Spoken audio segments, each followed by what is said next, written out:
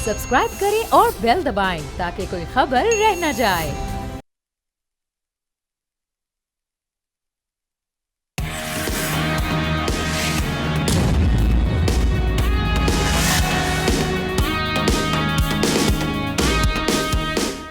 अस्सलाम वालेकुम नाजरीन, आप देख रहे हैं न्यूज़ पंच। मैं हूं आमना खटाना। जलसे जुलूस, तनकीदो इख्तलाफात, बयानबाजी और इल्जामात, हमारी मुल्की सियासत आजकल बस इन्हीं के गिर्द हमें घूमती हुई दिखाई दे रही है। अब पख्तूनख्वा और पंजाब हुकूमतों में सर्द जंग का माहौल है। आए रोज संगीन बयानबाजियों का सिलसिला जारी है। वज़ीर आला खैबर पख्तूनख्वा अली अमीन गंडापुर ने एक मरतबा फिर सख्त लहजे का इस्तेमाल करते हुए कहा कि हमें जहां हुक्म मिलेगा वहां हम जलसा करेंगे। पंजाब पुलिस को दोबारा वार्निंग देते हैं कि अगर रोका तो जवाब देंगे। अब एक तरफ हम देख रहे हैं गंडापुर साहब का रवायती जारहाना अंदाज, दूसरी जानिब बिलावल भुट्टो साहब, उन्होंने भी तनकीद के निश्तर काले कोट वालों पर बरसाए हैं। आज बलूचिस्तान हाई कोर्ट बार से खिताब में उन्होंने कहा कि जजेस का जो दिल चाहे कर लें और हम चू तक ना कर सकें। किसी भी जज या सहाफ़ी को मुकद्दस कायद नहीं समझना चाहिए। जो कॉन्स्टिट्यूशनल कोर्ट को नहीं मानता वो सियासत और वकालत छोड़ दे। इसके अलावा बहुत सारी बातें उन्होंने की। उन्होंने कहा 63A हमने लिखा है, इसलिए इसका मतलब सबसे ज़्यादा हमें मालूम है। और साथ ही साथ उन्होंने कहा कि जो आज हालात हैं अदालतों को लेकर, पहले इससे भी बुरे हालात रहे हुए हैं। इदारा पार्लियामान पर मुसलसल हमला आवर हो रहा है। सो उनकी आज की जो स्पीच थी, जो उन्होंने एड्रेस किया बलूचिस्तान हाई कोर्ट से, एक तो उसको हमारे पैनलिस्ट किस तरह से देख रहे हैं, क्या मुल्क में जारी इस तनकीदी सियासत के नताइज क्या निकल सकते हैं, इस क्योटिक सारी सिचुएशन में क्या होगा आगे जाके, एनालिसिस लेते हैं। मैं तज्जियाकारों का करवा देती हूँ। आज हमारे साथ पैनल पे एहतशामुल हक साहब हैं, ज़ाहिर शाह शिराजी हैं, शहजादा जुल्फ़िकार साहब हैं, चेयरमैन जवानाने पाकिस्तान अब्दुल्ला हमीद गुल साहब ने हमें स्पेशली ज्वाइन किया, आपका बहुत शुक्रिया।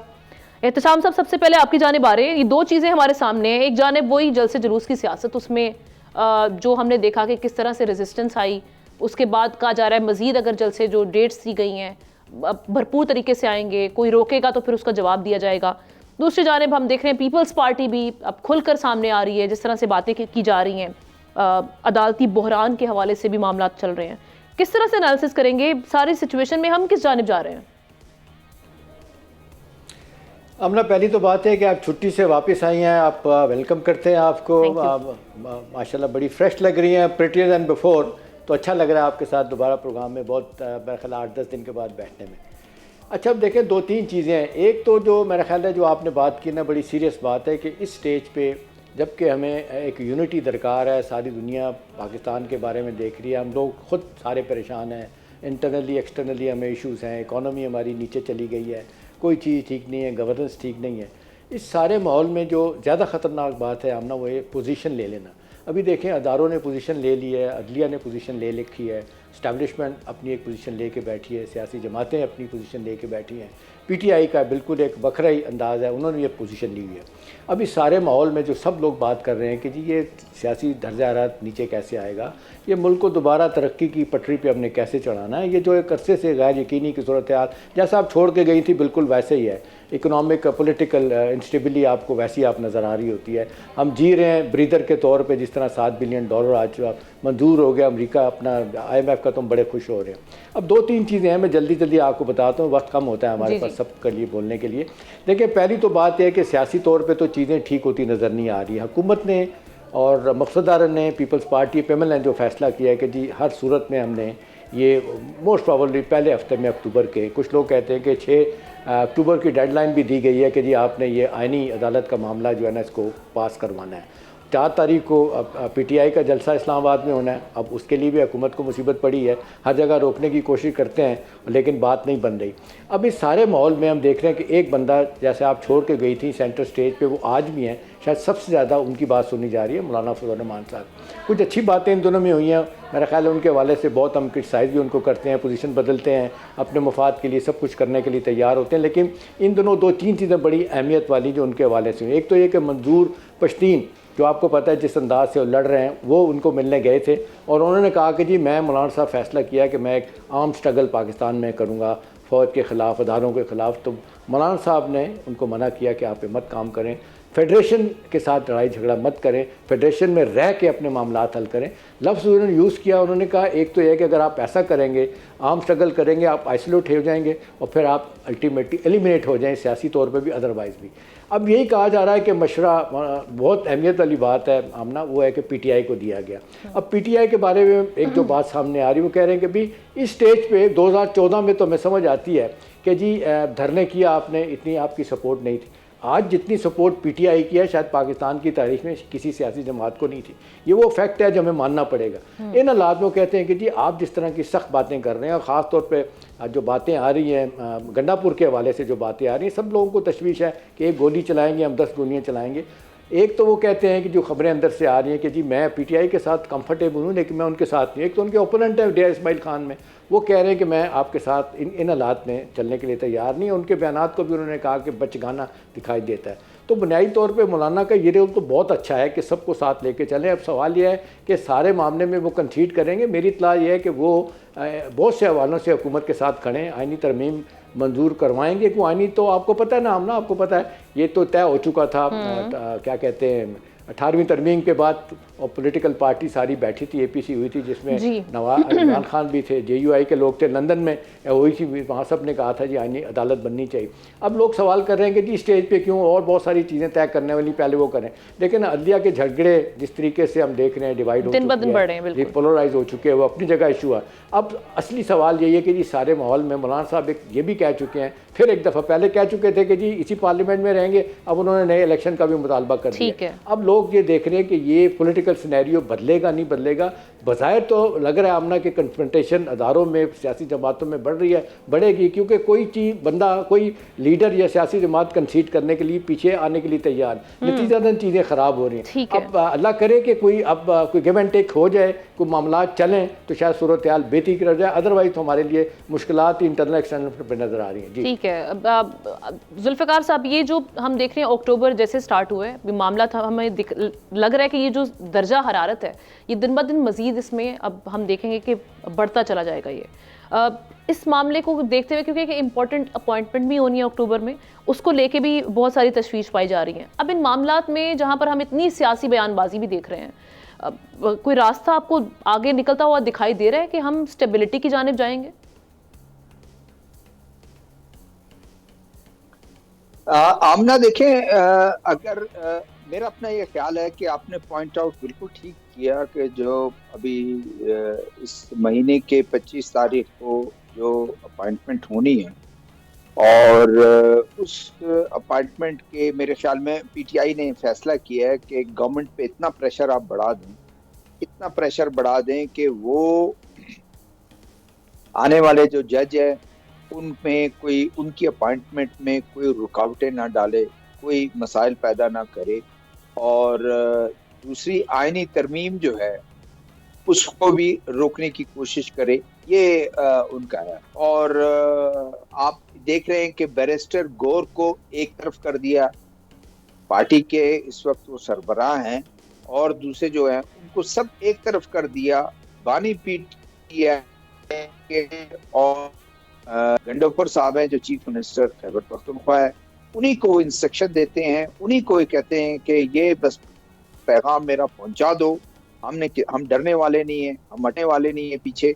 और बाकी जो दो एलिमेंट है वो बिल्कुल, अली जफर को अगर आप देख लें, आप बैरिस्टर गौर को देख लें, उन सबको बिल्कुल एक तरफ कर दिया। और जिस तरह उन्होंने कल का ऐलान किया कि हम मियांवाली में, फैसलाबाद में और भावलपुर में जलसा करेंगे, और फिर डी चौक में उन्होंने कहा जिस तरह हम किसी चीज को कानून और उसको नहीं मानते हम वो, इसी तरह थोड़ा सा दिखाई देता है कि खैबर पख्तूनख्वा के जो चीफ मिनिस्टर है वो खामखा, उनका एक रवायती अंदाज है कि वो जो है वो बहुत गरजते हैं और कोशिश करते हैं कि जी इस तरह की बातें करना, चाहे खवातीन के मुतल्लिक हो, चाहे जिसके मुतल्लिक हो, और उसी तरह की तकरीरें उनको कॉपी कर कर खैबर पख्तूनख्वा में।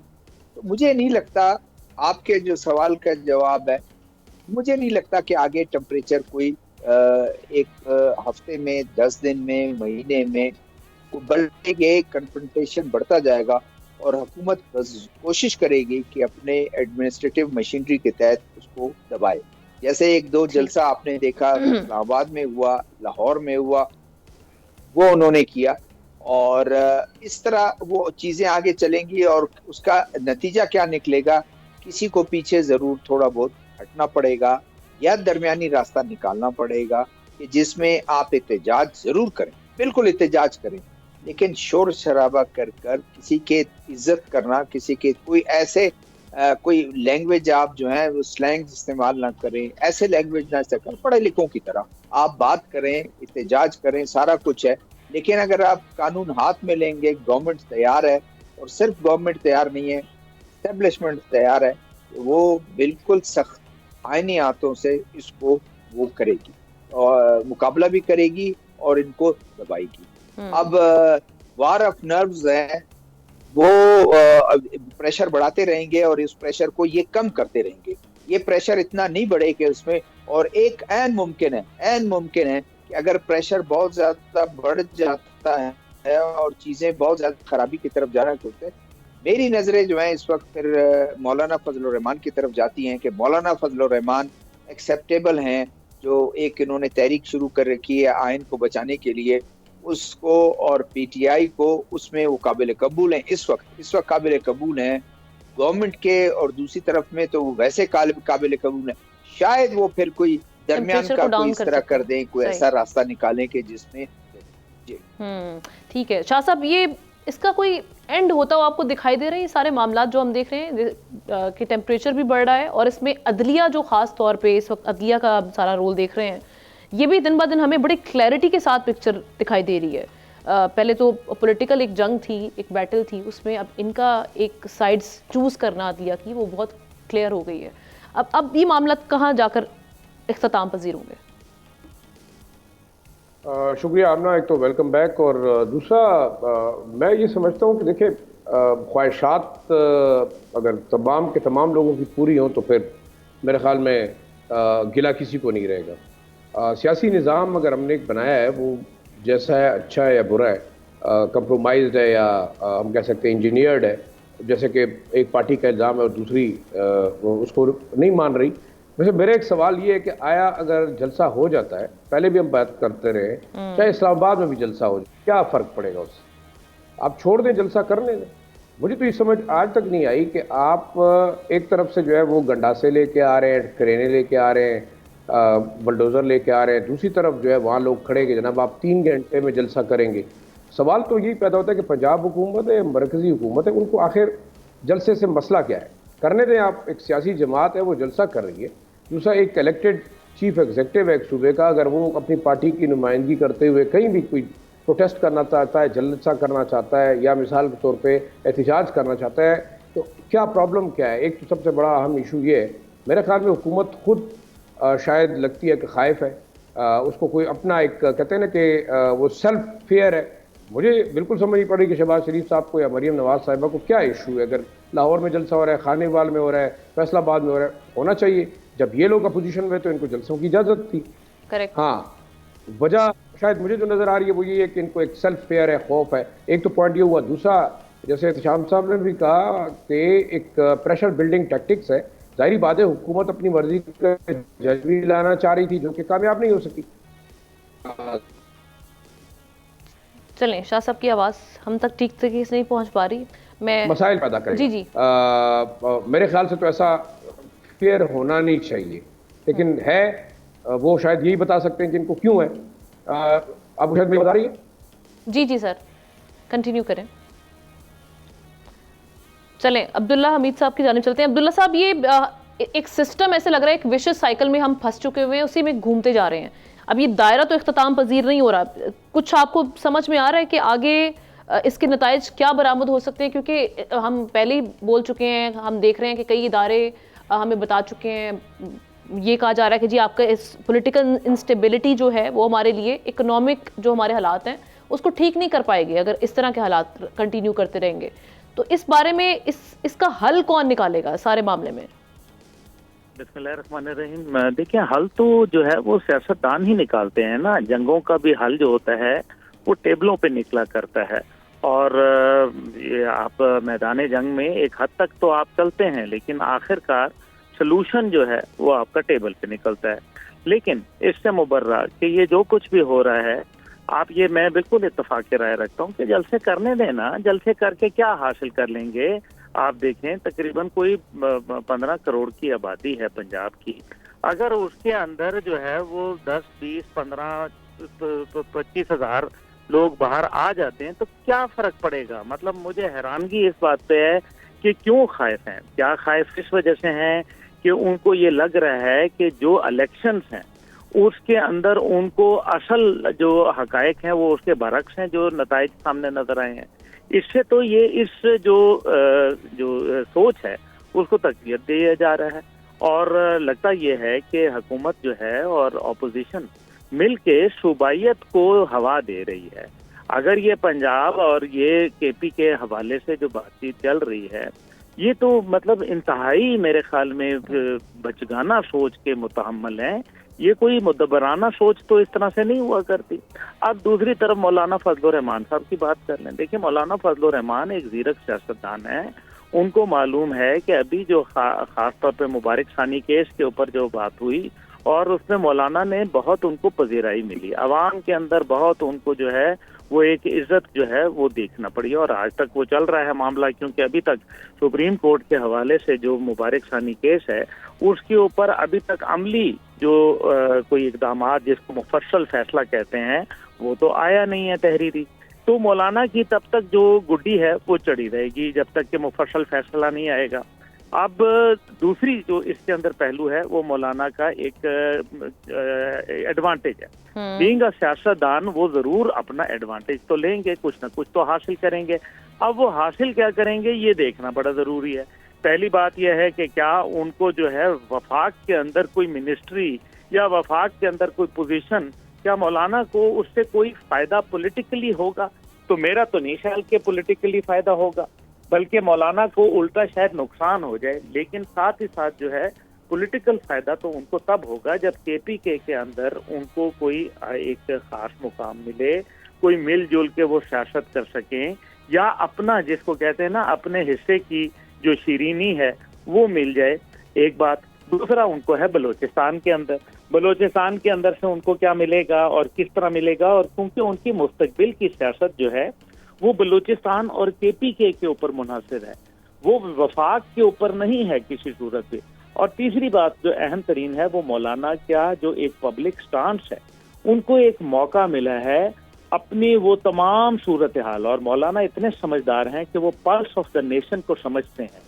उन्होंने अवाम की नब्ज को अगर नजरअंदाज किया तो जैसे अभी कहा गया हमारे तमाम मौजूद पैनलिस्ट की जानिब से कि पीटीआई जो है वो एक हकीकत है, वो एक पावर नजर आ रही है। वो उसने बावजूद इतनी रुकावटों के अगर वो इतनी अवाम को इकट्ठा कर लेती है और एक महाज आराई हो रही है पूरी दुनिया में, यकीन मानिए आमना बीबी, लोग हंस रहे हैं। मैं रोजाना सिफारतकारों से मिलता हूँ, सिफारतकार हंस रहे हैं हम पे। वो कहते हैं कि आप कैसे जो है वो फाइनेंशियल स्टेबलाइजेशन की तरफ जाएंगे जब आपके मुल्क में पॉलिटिकल स्टेबिलिटी नहीं है। पता नहीं कौन है जो इनको इतने आला मशवरे दे रहा है। मेरी तो समझ से बाला तर है। मैं तो ये समझता हूँ कि आपने पाकिस्तान को इस टाइम पे जो बड़े खतरात हैं, अभी इसराइल के नेतन्याहू बकायदा बोल चुका कि मुझे ईरान और पाकिस्तान जो है वो उनसे खतरा है और मैं उनको वो हमारी बिल्कुल उसके असरात भी यहाँ पर आ सकते हैं उसके। अब वो तो टारगेट कर रहे हैं आप पता नहीं क्या, हम तो एक जिसको कहते हैं कि रेत की दीवार खड़ी कर दो। बिल्कुल हमें अपने दाखिली मसाइल को हल करना होगा ताकि बिल्कुल जो बैरूनी खतरात है उनसे बचा जा सके। शाह साहब की जानिब चलते हैं, टाइम कम है। शाह साहब आप कंप्लीट कर लें और इसमें जरा मौलाना साहब की रेलेवेंस पे भी जरा नजर डालिएगा। ये उनकी इंटेंट पे भी बड़ी बात होती रही है कि उन पे ट्रस्ट किया जा सकता है। क्या वो मामला को वाकई काम डाउन करने के लिए काम करेंगे या वो अपने शेयर मुमकिन हासिल करने के लिए मामलात को देखते हुए उस तरह से सियासत कर रहे हैं?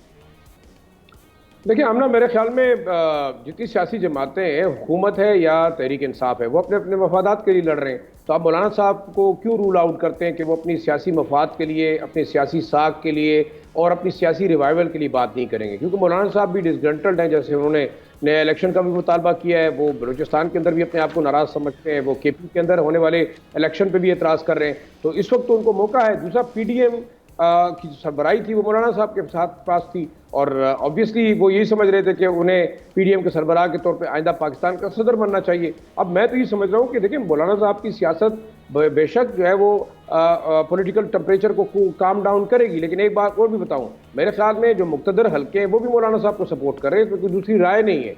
और अब मेरे ख्याल में इन हाउस हमारी बात हो रही है, इसमें मेरे ख्याल में शहबाज शरीफ साहब को भी समझना चाहिए, इमरान खान को भी समझना चाहिए, और पीपल्स पार्टी को भी समझना चाहिए कि मौलाना साहब भी अब अकेले नहीं हैं, क्योंकि जिस तरीके से उन्होंने साहब की जो मुलाकात बार बार हम देख रहे हैं, मोहसिन नकवी साहब एक मामूली आप कह सकते हैं कि नुमाइंदे हो सकते हैं, लेकिन आप पीछे जो पावर स्ट्रिंग्स जिनके हाथ में, मौलाना साहब उनके करीब हैं, और मौलाना साहब एक बहुत बड़ा रोल अदा कर सकते हैं डिफ्यूज करने में भी टेंशन। और आखिरी बात मुझे समझ नहीं पड़ती है, हम जैसे अब्दुल्ला साहब ने कहा कि जी मुल्क के अंदर इकोनॉमिक इंस्टेबिलिटी है, पॉलिटिकल इंस्टेबिलिटी है, तो क्या प्रॉब्लम है जब आप कहते हैं कि जी हम बातचीत करते हैं, हम मसाइल हल करते हैं, तो मीडिया के थ्रू बातचीत करने की क्या जरूरत है? आपके पास सदर पाकिस्तान का होता है, जरदारी साहब की शक्ल में, मौलाना साहब मौजूद हैं, बाकी ऐसे इंडिपेंडेंट लोग मौजूद हैं जो कि दोनों पार्टीज को साथ बिठा सकते हैं, तो मिलकर काम कर लें। एक जुमला ऐड करूंगा, हुकूमत को खतरा है या ठीक है? जी जी बिल्कुल। आपका इस हवाले से टेक आ चुका है। हमला अगर इजाजत है, एहतशाम साहब क्विकली हमने एक जुमला अगर इजाजत दे तो आप क्विकली देखें, 63A का अगर फैसला हो जाता है तो फिर मेरा ख्याल है अगर फैसला हुकूमत के हक में आ जाता है तो बड़ा आसानी के साथ मौलाना के बगैर भी कुछ लोग उधर जाए जाएंगे और ये आईनी तरमीम हो सकती है। लेकिन दूसरी तरफ मौलाना साहब के बारे में मैं आपको बता सकता हूँ, जो डेफिनेटली आपको खबर दे सकता हूँ कि मौलाना साहब इन प्रिंसिपल 100% एग्री हैं आईनी तरमीम के हवाले से, और वो कहते हैं मैं आपके साथ जाऊँगा, लेकिन थोड़ी सी इफ्स एंड बट्स के साथ मामला आगे ले इफ्स एंड बट्स वो कहीं ना कहीं कंडीशनल कर दिए मामला को। चलें एक ब्रेक लेते हैं, ब्रेक के बाद इस वक्त मुआशी सतह पर चल रहे हैं उस पर बात करेंगे।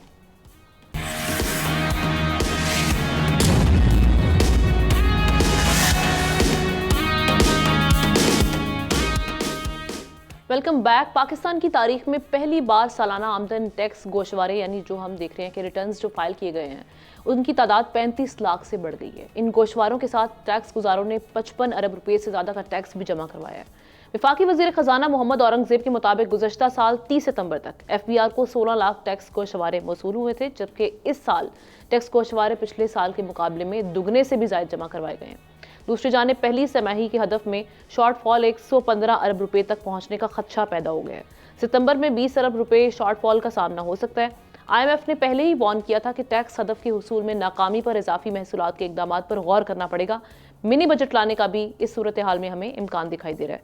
अब सवाल ये है कि क्या इस सिलसिले में चूँकि हम जो हदफ दिया गया था टारगेट उस तरह से अचीव नहीं कर पाए, अवाम पर मजीद टैक्सेस का बोझ बढ़ने वाला है? अब्दुल्ला साहब देखें, ये सीधी सी बात है कि पाकिस्तान की आवाम के ऊपर तो टैक्स आप लगाते चले जाएं, जितना मर्जी आप लगा लें। इसमें जो इशू सबसे बड़ा है वो ये है कि आप अगर टैक्स लगाएंगे तो आमदन के जराए तो बता दें। पाकिस्तान में इस टाइम पे एक कंस्ट्रक्शन का कारोबार था, वो भी खत्म हो गया। प्रॉपर्टी का कारोबार जो है वो मांद पड़ गया। इसी तरीके से आपकी 35% इंडस्ट्री जो है वो बंद हो गई। आपने जो एक्सपोर्ट्स के ऊपर टैक्स लगा दिए और फिर इस बात पे खुशियां मनाना कि IMF ने हमें जो है वो कर्जा दे दिया, ये कहाँ की दानिशमंदाना जो है वो बात होगी। हमें कर्जा दे दिया, हमने उसके लिए मद्दे मुकाबिल जो उसके हवाले से जो इकदाम लेने थे वो क्या किया। मैं पहले भी कई दफ़ा गुजारिश कर चुका हूँ, आज फिर बता दूँ, हमें वजीर खजाना वो नहीं चाहिए होता जो आवाम के लिए कोई अच्छी पॉलिसीज लाए। हमें वो वजीर खजाना चाहिए जो बेहतर निगोशिएशन कर सके, यानी कि कोई 8 महीने में अगर निगोशिएट करके कर्जा लेता है तो आप जो है वो मुज़ाकरात करके 3 महीने में ले लेते हैं। अगर ये मेयार रह गया है तो आई एम वेरी सॉरी। ये देखिए ना, आपने उनके टैक्सेस बढ़ा दिए, आप रिटेलर्स के ऊपर बात कर रहे हैं, 15 दिन मजीद आपने जो है वो टाइम दे दिया। हकीकत यह है कि टैक्स के अगर लोगों ने ना दिया तो उसकी इम्प्लीमेंटेशन कराने के लिए क्या कवानीन होंगे। एक तो यह है कि जी सिमें बंद कर देंगे, फलाना कर देंगे अकाउंट। अच्छा, फिर पहले से एहतजाज करती कौम को मजीद आप जल्दी पे तेल का काम करेंगे। अगर इंडस्ट्री वाले भी जो है वो एहतजाज में शामिल हो गए, रिटेलर भी शामिल हो गए, अगर कॉमन मैन भी शामिल हो गया, तो आप कहाँ खड़े भाई? आप खुदा का खौफ करें। आप देखें ना, अभी ये जो उन्होंने कहा मिनिस्ट्रीज के ऊपर, ठीक है, ये अच्छी बात है कि उन्होंने जो है मिनिस्ट्रीज से लोगों को ले ऑफ भी किया, उन्होंने मिनिस्ट्रियां भी खत्म कर दी, लेकिन वो लोग जो बेरोजगार हो गए अब वो कहाँ जाएंगे? क्या मुल्क में जो लोगों का जो खपत है, जो नौकरियों की खपत है, वो बढ़ रही है या घट रही है? और मुल्क से बैरून मुल्क जो है लोग ज्यादा सफर कर रहे हैं, भाग रहे हैं, लोग अपना यहाँ जो कुछ माल वगैरह है बेच बाज के जा रहे हैं रोजाना।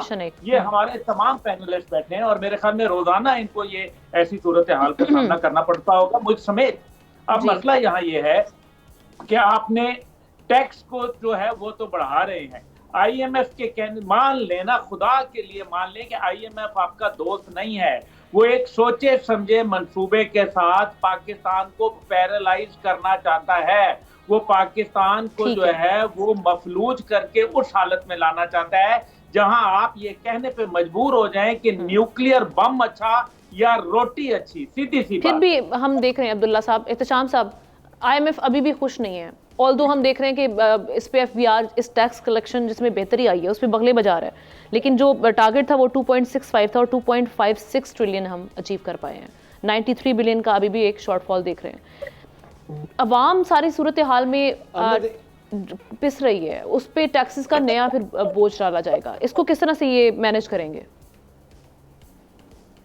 हमने देखिए IMF के प्रोग्राम के बारे में बहुत सारी बातें हम बेशुमार दफ़ा कर चुके हैं। मुख्तलिफ नुक्ता नज़र भी आता है कि जी बाहर से भी प्रेशर है, अंदर से भी प्रेशर है, क्या करना है। लेकिन मैं आपको बता सकता हूँ कि इस बजट में जो 3 चीज़ें जिस पे गवर्नमेंट ऑफ पाकिस्तान ने IMF के साथ इत्तेफाक किया, अगर ये तीनों चीज़ें हो जाती हैं आमना, तो मेरा ख्याल है आपके लिए, मेरे लिए, मुल्क के लिए बैजा वाली बात होगी। पहली तो बात यह है कि ये जो 14% रेवेन्यू से आपने शुरू किया था, रेवेन्यू इंक्रीज़ अगर हमारा हो जाता है, देखिए ना, ये 19,000 ट्रिलियन का ये टोटल बजट है, जिसमें 13,000 अरब यानी 13 ट्रिलियन जो है ना वो रेवेन्यू है। 14% हुकूमत ने बढ़ा के दिया है। इस वक्त हमारा टैक्स टू GDP रेशो जो है वो 9.3% के करीब है, सिंगल डिजिट में। अब ये तय किया गया कि 3 सालों में आप इसको 13% तक ले जाएंगे टैक्स टू GDP रेशो। अगर ये 13% तक हो जाता है तो आमना, आप यकीन करें कि हमारे लिए एक ज़बरदस्त किस्म की एक चीज़ होगी। बहुत से हवाले से हम चीज़ें ठीक कर लेंगे। और दूसरी इसी हवाले से बात है कि जो हमारे फाइनेंस मिनिस्टर कहते हैं कि वॉर ऑन कैश की जो बात की है कि 9.3 ट्रिलियन रुपया जो बजट से बाहर है, यानी वो ब्लैक मनी है जो आपके रियल मनी में नहीं आ रहा, अगर इसको वो ठीक कर लेते हैं तो एक बड़ी बात होगी। दूसरा जो है ना वो है यही 14% इंक्रीज़ हमारी आ रही है एक्सपोर्ट के हवाले से। कहा जा रहा है कि बाय द टाइम ये 3 साल का 37 माह का पीरियड का प्रोग्राम ख़त्म होगा तो हमारी एक्सपोर्ट $50 बिलियन की होनी चाहिए। उसके लिए वैल्यू एडिशन, डाइवर्सिफिकेशन हुकूमत क्या करती है, physical incentive, non physical incentive, cost of doing business, ease of doing business में जिस तरह आप सपोर्ट करने का ऐलान कर रही है, अगर ये कर लेती है तो बड़ी बात होगी। तीसरी और आखिरी इंपॉर्टेंट बात है हमने, वो ये है कि जो हमारे फाइनेंस मिनिस्टर ने कहा है कि अगर हमने जो उनकी शराइत ना मानी, जिसमें एक और है टैक्स ऑन एग्रीकल्चर इनकम, इस पे आप देख लें कि इन प्रिंसिपल सूबों ने भी मान लिया है और ये जनवरी से टैक्स लगना है। आमना अगर ये टैक्स लग जाता है ना, तो मैं पहले भी कह चुका हूँ, ये 80s की बात है। लेट डॉक्टर महबूब हक रिनाउंड इकोनॉमिस्ट कहा करते थे हमारी लैंडेड जेंट्री जो है ना उस वक्त, आज से 35-40 साल पहले, कि 600 अरब रुपया सालाना कमाती है, 10 अरब रुपया जो है ना टैक्स में नहीं देती। अभी भी आप देख लें जिस अंदाज से टैक्स को छुपाया जाता है। अब मसला ये है कि पीपल्स पार्टी एग्रीकल्चर पे टैक्स नहीं लगाना चाहती, PMLN जो है ना वो इंडस्ट्रियल पे टैक्स नहीं लगाना चाहती, दोनों को अपनी कॉन्स्टिट्यूंसी लगती है। तो ये अगर 3 काम हो जाते हैं तो मेरे लिए हमारे लिए बहुत अच्छा हो जाएगा। अब ये आ गया रेवेन्यू का मामला। देखिए ना, अब ये जो लोग कह रहे हैं कि जी आप टैक्स बेस को ब्रॉड कर दें, और बजाय इसके कि आप जो चंद एक लोग फंसे हुए हैं, बाय द वे उन्होंने ये भी कहा कि अगर ये अहदाफ पूरा ना हुए तो दोबारा हमें सैलरी क्लास पे बोझ डालना पड़ेगा। मेरा ख्याल है इससे बड़ा जुल्म नहीं होगा जो पहले कर चुके हैं। ठीक है, अभी जिस अंदाज से वो ये अपनी बातें करने की कोशिश कर रहे हैं और ये टैक्स को ब्रॉडन कर देते हैं, नए टैक्स पेयर तलाश कर लेते हैं बजाय उसके। देखें ना, लोग कहते हैं प्रोफेशनल टैक्स है, वकील नहीं देते, डॉक्टर टैक्स प्रॉपर नहीं देते, इसी तरह बेशुमार एग्रीकल्चर पे इनकम टैक्स नहीं दिया जाता। अगर ये टैक्स सारे लोग दे देंगे तो हमारी सूरत हाल बेहतर हो जाएगी। जो हम रोज़ बात करते हैं कशकोल तोड़ने की, ये नहीं होगा। एक ही तरीका है कि जिस तरीके से टैक्स को ब्रॉडन कर दें, इसका जिसको कहते हैं स्लैब को छोटा कर दें, सब लोगों से टैक्स लें और टैक्स रेट कम कर दें। देखिए ये हिंदुस्तान ने ये किया है। आपकी 5% जो एलीट्स है ना, अगर वही प्रॉपर्टी टैक्स पे कर दें तो मामला हल हो जाते हैं, आम आदमी पे इस तरह से बोझ ना आए। और एक बात, और दूसरी बात है जो बड़ा शदीद IMF की तरफ से दबाव जो मैं समझता हूँ बहुत अच्छा है, वो जो हम रोज़ बात करते हैं कि 17.3 बिलियन डॉलर की जो मराद दी जाती है अशराफिया को हर साल। देखिए 17.3 बिलियन डॉलर कितना पैसा बनता है कि जी आप फैक्ट्री लगाई है, नाम कुछ और रखा हुआ है, टैक्स नहीं दे रहे। आपने फलाई इदारे के नाम पे जनाब पैसा इकट्ठा किया हुआ, टैक्स नहीं दे रहे। फिर यह है कि आपको छूट मिल जाती है, बाकी लोगों को नहीं मिलती। ठीक है भाई देखिए मैं आपको बताऊँ ना, हम ना क्या बड़ी एक आखिरी बात बताऊँ, बड़ी बारीक बातें होती थी। नवाज शरीफ साहब के ज़माने में उनकी एक इतफाक फैक्ट्रीज में एक बिलेट मंगवाना था उन्होंने बाहर से, उस पर बहुत ज़्यादा टैक्स अपना ड्यूटी थी। इन्होंने 15 दिन के लिए, सरतारी साहब फाइनेंस मिनिस्टर थे, उन्होंने 15 दिन के लिए ड्यूटी उठा दी और 15 दिन में जब वो माल आ गया उधर वापस इतफाक फैक्ट्री में, वो दोबारा अपना ड्यूटी लगा दी गई। अब देखें ना, अगर अपने इंटरेस्ट को देखते हुए उस तरह से मामला को हैंडल किया था। एक ब्रेक, ठीक है, एक ब्रेक लेते हैं, ब्रेक के बाद वापस आते हैं, दीगर पैनलिस्ट लेंगे ब्रेक के बाद।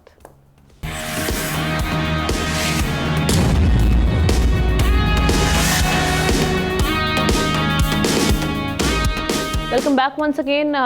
शाह साहब की जानिब बढ़ते हैं। शाह साहब, ये जिस तरह से भी देख रहे हैं, टैक्स कलेक्शन एक जानिब हमारे सामने मौजूद है, जो कि एक खुशाइंद बात है कि इसमें इजाफा हो रहा है, लेकिन दूसरी जानिब हम तो टारगेट भी अचीव नहीं कर पा रहे और आवाम पर मजीद बोझ डलने वाला है। मिनी बजट की जानिब जा रहे हैं? मेरे ख्याल में हम ना मिनी बजट का हम मजीद क्राइसिस में जा रहे हैं। देखिए IMF जैसे कि अब्दुल्ला साहब ने कहा कि वो आपको स्ट्रेंगुलेट कर रहा है, आपकी इकोनॉमी को कर चुका है, वो आपसे बार बार ये डिमांड कर रहा है कि आप स्टेट लेड इकोनॉमिक मॉडल की बजाय आप जो है ओपन मार्केट की तरफ जाएं और आप इंकरेज करें लोगों को। फिर दूसरा देखिए, आपका लो प्रोडक्टिविटी एक मुल्क है जिसके अंदर आपका इंपोर्ट बिल इतना ज़्यादा है कि जो चीज़ें अननेसेसरी भी आपको चाहिए आप उस पर रिलाई करते हैं, जबकि आपकी अर्निंग नहीं है। अब आप करेंगे कि टैक्स आप इंक्रीज करेंगे, किस पे करेंगे? देखिए सच्ची बात तो ये कि एट सोर्स जो डिडक्ट हो रहा है आपका टैक्स, वही टैक्स है, उसी के आप रिटर्न जमा कराते हैं, वो शो ऑफ होता है। वो पैसा जो कि लोगों के घरों में बोरियों की शक्ल में पड़ा है, लोगों के तहखानों में पड़ा है, डॉलर्स की शक्ल में, सोने की ईंटों की शक्ल में, दूसरा जो है ना वो फॉरेन करेंसी की शक्ल में, वो कैसे आप बाहर निकालेंगे? ये एक बड़ा चैलेंज है। और देखिए इंडिया में एक्सपेरिमेंट ये किया गया कि आपने करेंसी चेंज की जो बात की थी, पाकिस्तान के अंदर भी इनिशिएटिव लिया गया कि जनाब हम करेंसी चेंज करते हैं, तो इससे ये फ़ायदा ये होगा, मेरे ख्याल में एक बड़ा अच्छा इनिशिएटिव होगा कि जो लोगों के पास छुपी हुई दौलत है वो बाहर आएगी। बेशक आप देख लें कि सोने का रेट बढ़ रहा है और ये अच्छा जाहिर किया जा रहा है कि शायद अगर हुकूमत जाती है इस इकनॉमिक मैयर की तरफ, टैक्स अपनी जगह पे, आप टैक्स किस पे लगाएंगे? आपके पास कारोबार कौन सा? क्या एग्रीकल्चर सेक्टर मुनाफे में चल रहा है? मेरे ख्याल में आपका under productive agriculture sector, despite that कि आपका जो है वो एग्रीगेरियन इकोनॉमी है। दूसरा देखिए इंपॉर्टेंट जो सबसे अहम इशू है वो ये है कि पार्लियामेंट में और आपके जो इदारों के अंदर और कारोबार कर रहे हैं, देखिए बिजनेसमैन वही है जो आपके पार्लियामेंटेरियन है, कानून साज है, आपके एग्रीकल्चरिस्ट वही है जो आपके वही सोशल इलीट और सोसाइटी के अशराफिया है। तो ये कौन से ऐसे मैयर्स करेंगे जिसमें आप एग्रीकल्चर टैक्स की बात करते हैं, आप इंडस्ट्रियल टैक्स की बात करते हैं? मेरे ख्याल में मैं ये समझ रहा हूँ कि दूसरी तरफ जो इंपॉर्टेंट इशू है, इंटरनेशनल फाइनेंशियल इंस्टीट्यूशंस पाकिस्तान के हर उस सेक्टर को टारगेट करें कि जो शायद किसी न किसी लिहाज से सर्वाइव कर रहा है। आपने जो है वो सैलरी क्लास को लिटा दिया है, उसके बाद आप बिजनेस क्लास की इंडस्ट्री आपकी बंद हो चुकी है, आखिरी जो आपके पास एक चीज रहेगी वो आपकी एग्रीकल्चर है, आप उसको भी खत्म करना चाह रहे हैं। तो मैं समझता हूं कि आपको IMF के चंगल से निकलना होगा। अगर चाइना, UAE और सऊदी अरेबिया आपकी मदद नहीं कर रहा, आखिरी पॉइंट, अगर ये आपकी मदद नहीं कर रहे तो इसका मतलब यही हुआ कि तमाम लोग मिलकर पाकिस्तान को इकोनॉमिक डिजास्टर की तरफ लेके जा रहे हैं और उसमें पाकिस्तान के सियासतदान इक्वली रिस्पॉन्सिबल है। ठीक है, जुल्फिकार साहब, योर टेक ऑन इट। देखिए हम बात करते हैं IMF आपकी मदद क्यों करे, आपके हमसाये ममालिक आपकी मदद क्यों करें? कोई आपको इस तरह पैसा नहीं देगा। वो वक्त चला गया कि अमेरिकन ग्रांट्स आते थे और उस वक्त तमाम चीजें जो इस तरह चलती थी। आपने खुद भी कुछ करना है, जो आपके लूप होल्स हैं, जो आपके सिस्टम में खराबियां हैं, उसको आपने इम्प्रूव करना है। जो पैसा आपको देगा वो सिंपल बात करेगा कि जो पैसा मेरा डूबेगा नहीं, आपने कर क्या रहे हैं, किस तरह आपने करना है। जो एस्टिमेट जो अभी फिगर जो हमारे पास है, 2 जो महीने थे, क्योंकि टाइम कम है, मैं बिल्कुल शॉर्ट उसको बताऊं कि 2 महीने में ज़ाहिर 98 बिलियन का एक शॉर्टफॉल था जिसकी वजह से, लेकिन सितंबर के महीने में 2 अरब रुपए इजाफा हुआ है, जो 1.10 जो है उसकी कलेक्शन है और एस्टिमेटेड जो था 1.09 ट्रिलियन था।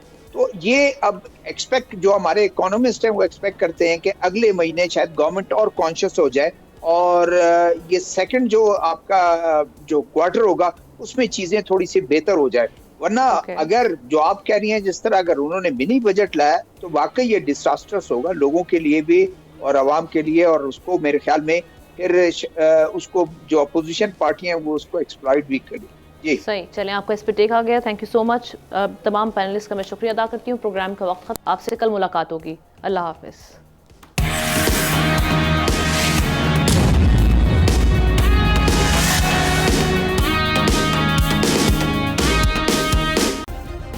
सब्सक्राइब करें और बेल दबाएं ताकि कोई खबर रह न जाए।